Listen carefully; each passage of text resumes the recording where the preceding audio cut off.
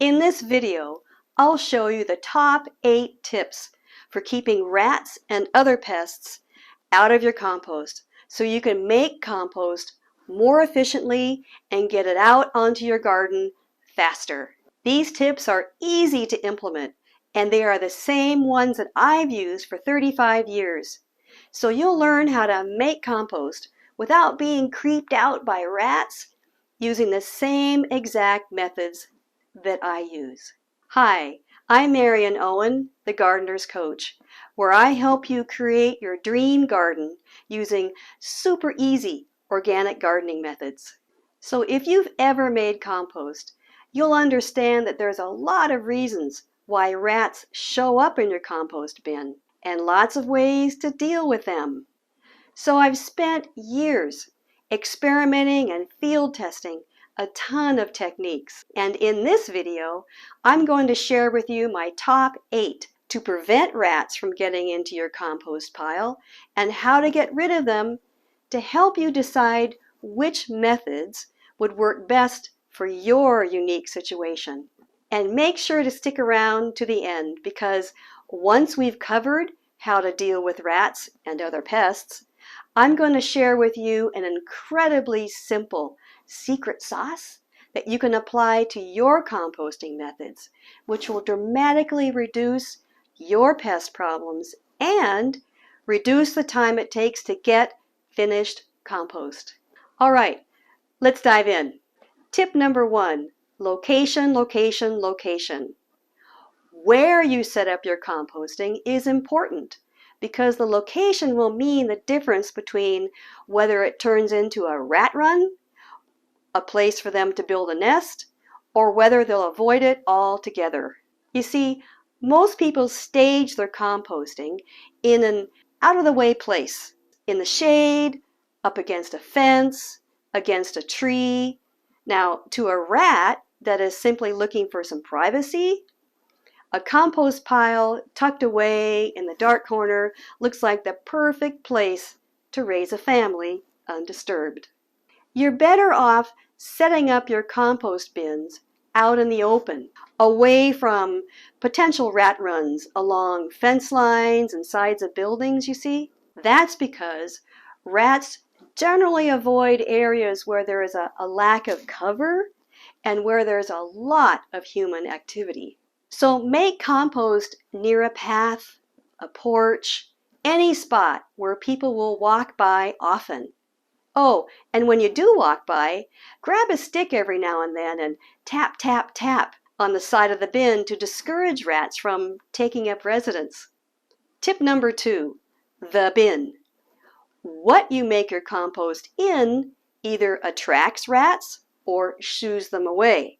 For example, an open compost heap sitting in the corner of the yard where stuff just gets tossed on the top is an open invitation to rats looking for food and shelter. Then there's rotating drums and tumblers, which are fairly rat-proof, but they have their own drawbacks, which I will cover in a future video. Pallets and bins with open slats, they tend to attract rats too. That's why a solid-sided bin made of wood, metal, heavy plastic is best. Set it up on a hard surface such as concrete pad or paving slabs, as this will prevent the rats from burrowing up inside your compost pile. And make sure the bin sits squarely on the base so there are no spaces in between the sides, or between the sides and the base, or even between the sides and the top or the lid. As for the bin itself, many do-it-yourself compost bin designs suggest making the back and the walls out of chicken wire or some other fine mesh. Now this introduces 2 problems. First, rats can squeeze through gaps as small as a ½ an inch or 1.3 centimeters. Second, rats can easily chew through chicken wire. Bummer. You can also stand the bin on crushed rock, though I have found that the rocks tend to get pulled into the compost when you turn it. Speaking of turning compost, let's go to tip number 3. And that is turn, turn, turn. Good compost needs to be turned regularly. And guess what? Turning your compost is one of the best ways to stop rodents, yellow jackets, and other pests from camping out in your compost. So, don't be an absentee landlord. Turn your compost. Now, tip number 4, declutter your garden. In other words, piles of seed starting trays and hanging baskets and 5-gallon buckets stacked up near the composting area provides the perfect hiding place for rats. So, try to keep things tidy, okay? Tip number 5, make it hot.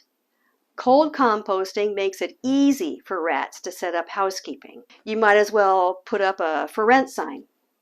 On the other hand, rats will avoid a hot compost pile. Here's the thing, now this is magic. If your compost bin is big enough and you have roughly the right mix of nitrogen and carbon ingredients, you'll be able to make hot compost. Temperatures up to 160 degrees Fahrenheit is entirely possible. Okay, tip number 6, keep it wet. When building and turning your compost pile, make sure it's moist enough. Not wet, just damp. This is necessary for the composting process, as microbes like us need food, water, and air. But rats like to nest in places that are warm, not too warm, right? And dry. Tip number 7, food scraps. Many sources say don't put food scraps in the compost. I don't agree. In the 35 years of making compost, we've rarely had a rat problem, even though we live by the ocean and in bear country. So long as your compost pile is hot, there is no problem adding eggshells, potato peels, even cheese and meat scraps. Just remember, when you add kitchen scraps, bury them deep. Another thing, with a properly made compost pile, you can get finished compost in just 6 weeks, right? And so, during that 6-week period, during the first 2 weeks, that's the only time to add food scraps because the compost pile gradually cools down. So my advice is to buy a compost thermometer so you can keep track of what's happening in the core of your compost pile. Tip number 8, don't focus solely on the compost bin. Let's say you've tidied up your garden and your yard and you're paying closer attention to your composting skills, but you still have a rat problem. Look for other attractants. For example, bird feeders. Lots of grain ends up on the ground, and that turns into a major attraction for rats. Now, what about your next door neighbors? Do they leave dog food outside, for example? Consider sharing with them what you learned here. Now, earlier in the video, I said I'm going to share with you an incredibly simple secret sauce that you can apply to your composting methods to dramatically reduce your pest problems and reduce the time it takes to get finished compost. And this has to do with turning your compost. Like I said, turning your compost discourages rats and it aerates the compost pile, which means you'll get finished compost faster, which means you can get it out to the garden more quickly, so your plants will reap the benefits sooner. So how often should you turn your compost pile? Here's what to do. Once you've assembled your ingredients, mix them thoroughly. And by the way, here's another tip. It's best to build your compost pile all at one time and not in layers. Now, sprinkle with water as you go. Next, you'll want to follow, as best you can, this turning schedule. So on day 2, which is the second day after making your compost, turn it. I mean completely turn it. Inside ingredients to the outside, outside ingredients to the inside. On day 4, wait 2 days. On day 4, turn it again. Day 7, turn it. Day 10, turn it. And then do it about every 4 days or so. Now, a compost thermometer is your best friend. Take a look at this chart. I drew from data I collected from recent batches of compost. The vertical bar represents temperature in degrees Fahrenheit. The horizontal line represents time. You can see that by mixing the right amount of nitrogen and carbon materials, the temperature reached 140 to 160 degrees Fahrenheit in just 4 days. And each time the piles were turned, they cooled down, but they heated up again. Unlike piles that aren't turned at all or not on a regular basis, these simply cool down and then they just stop working. And so each pile yielded a finished batch of compost in just 6 weeks. Finally, once you've practiced the tips I've shared in this video, you should see the rats have moved on to find easier food and lodgings. Now, some people find the thought of rats in the compost heap off-putting, but we have lived alongside rats and mice for thousands of years, and that's not likely to stop now. Take measures to stop them if you wish, but don't let it stop you from enjoying composting and experiencing the joy and pleasure of nourishing your plants with the best thing that you can give them, compost.